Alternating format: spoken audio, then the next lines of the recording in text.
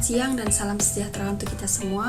Kami dari kelompok 2, mata kuliah Akuntansi Agribisnis A, akan mempresentasikan hasil diskusi kelompok kami dengan tema biaya tenaga kerja, yang beranggotakan saya sendiri, Anggi Prastika dengan NIM 2020-310022, selaku moderator dan pemateri pertama. Selanjutnya, pemateri kedua, Hermelinda Kurniati Sengol dengan NIM 2020-310022. Pemateri ketiga, Beri Kurniawan dengan NIM 2020-310021. Pemateri keempat, Cornelius Ampur dengan NIM 2020-310018. Dan pemateri kelima, Nusa Frida Yomsari dengan NIM 2020-310017. Baik, di sini saya selaku pemateri pertama akan mempresentasikan materi pertama, yaitu pengertian biaya tenaga kerja. Tenaga kerja dapat diartikan sebagai usaha fisik atau mental yang dikeluarkan karyawan untuk mengolah produk. Sedangkan biaya tenaga kerja adalah biaya yang dikeluarkan untuk membayar para pekerja dan pegawai yang bekerja pada suatu perusahaan. Secara umum, biaya tenaga kerja diklasifikasikan sebagai gaji dan upah. Gaji adalah biaya tenaga kerja yang dibayarkan secara teratur, sedangkan upah adalah biaya tenaga kerja yang dibayarkan atas dasar jam, harian, atau bagian kerja. Namun, dalam kehidupan masyarakat, istilah gaji dan upah seringkali digunakan bersamaan untuk membayar karyawannya. Selamat pagi, perkenalkan nama lengkap saya Hermelinda Kurniati Sengol dengan NIM 2020-310008. Saya dari kelompok 2 Akuntansi Agribisnis. Di sini saya akan melanjutkan presentasi dari teman saya mengenai pengelompokan tenaga kerja dan juga komponen biaya tenaga kerja. Yang pertama yang akan saya jelaskan di sini adalah pengelompokan tenaga kerja. Yang pertama adalah tenaga kerja terdidik. Jadi, tenaga kerja terdidik adalah tenaga kerja seorang yang memiliki pengetahuan dan keahlian pada suatu bidang tertentu. Pengetahuan dan keahlian ini umumnya diperoleh seseorang melalui pendidikan formal yang mereka tempuh. Contohnya adalah dokter, pengacara, notaris, guru, PNS, dan sebagainya. Jadi yang kedua adalah tenaga kerja terlatih. Tenaga kerja selanjutnya adalah tenaga kerja terlatih. Tenaga kerja terlatih adalah tenaga kerja yang memperoleh keahlian umumnya melalui pendidikan non-formal, seperti pelatihan keterampilan, kursus, dan lain sebagainya. Contohnya adalah tukang las, mekanik mesin, juru masak, penjahit, dan sebagainya. Yang ketiga adalah tenaga kerja tidak terdidik dan tidak terlatih. Terakhir adalah tenaga kerja tidak terdidik dan tidak terlatih, yang pada dasarnya pekerjaan yang dilakukan tidak mengharuskan seseorang memiliki keahlian atau kewajiban tertentu. Contohnya adalah, contoh sederhananya adalah pembantu rumah tangga, babysitter, buruh panggul barang, dan sebagainya. Yang terakhir adalah bukan tenaga kerja. Berdasarkan dari pengertian ketenaga kerjaan yang telah dijabarkan sebelumnya, tidak semua orang bisa didefinisikan sebagai tenaga kerja. Pengertian bukan tenaga kerja adalah orang yang belum masuk usia kerja atau seseorang yang sudah memasuki usia kerja tapi tidak bekerja karena alasan tertentu. Contohnya adalah seseorang anak yang berusia kurang dari 15 tahun dan seseorang yang sudah berumur lebih dari 64 tahun. Yang kedua adalah komponen biaya tenaga kerja. Yang pertama adalah gaji dan upah reguler, merupakan kompensasi reguler yang diberikan oleh perusahaan kepada karyawan atau atas usaha fisik dan mental yang dikerahkan oleh karyawan tersebut. Contohnya di sini adalah gaji mandor, gaji buruh, dan upah buruh. Yang kedua adalah insentif, merupakan kompensasi tambahan yang diberikan oleh perusahaan kepada karyawan atas kinerjanya di atas standar yang ditentukan. Contohnya adalah insentif produksi. Yang ketiga adalah tunjangan, merupakan kompensasi tambahan yang diberikan oleh perusahaan kepada karyawan atau selain gaji dan upah reguler serta insentif. Contohnya di sini adalah tunjangan asuransi, tunjangan pensiun, tunjangan liburan, dan premi lembur. Selanjutnya adalah jenis-jenis biaya tenaga kerja. Pengelompokan biaya tenaga kerja menurut fungsi pokok. Yang pertama adalah biaya tenaga kerja produksi. Contohnya gaji mandor pabrik, upah lembur operator, dan sebagainya. Yang kedua adalah biaya tenaga kerja pemasaran.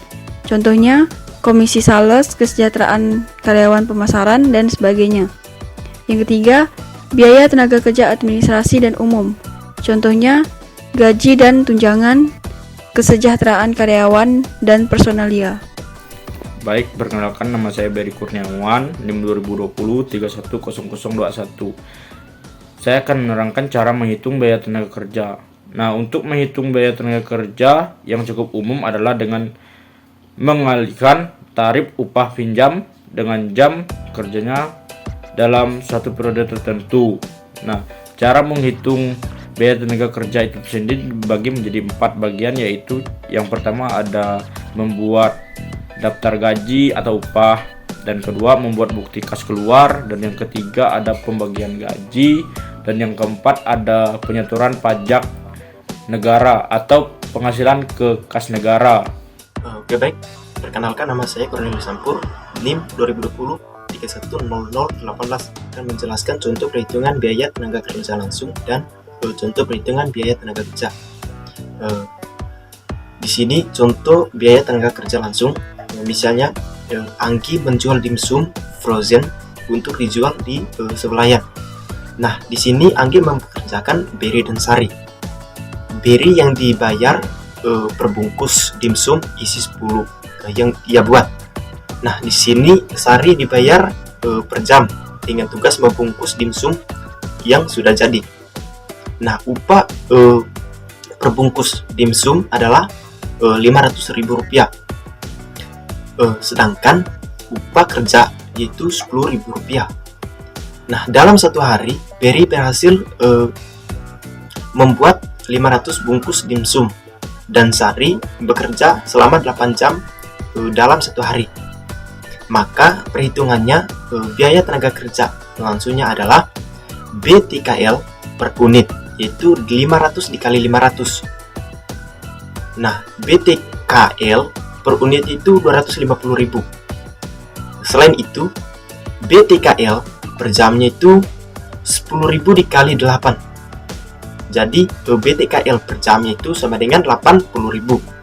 Jadi biaya tenaga kerja langsung untuk Berry adalah 250.000 dan untuk Sari itu 80.000 per hari.